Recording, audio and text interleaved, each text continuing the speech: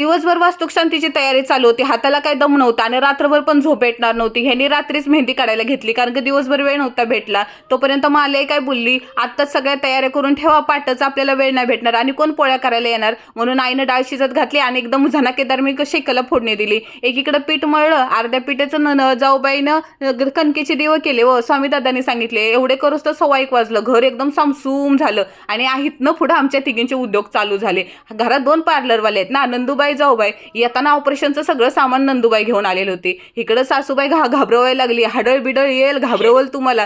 त्यांना म्हटलं काय नाही होत, हाडळ बिडळ आली ना तिला आमच्या बाजूला बसू आणि लागलीच तिचा पण मेकअप करून टाकावं, तिला तरी का सोडावं. अहो क्या पार्लर वाली बनेगी रे नंदूबाई. अर्ध कपाळ तर मोकळंच ठेवलं. हसून हसून नुसतं पोटात दुखायला लागलं.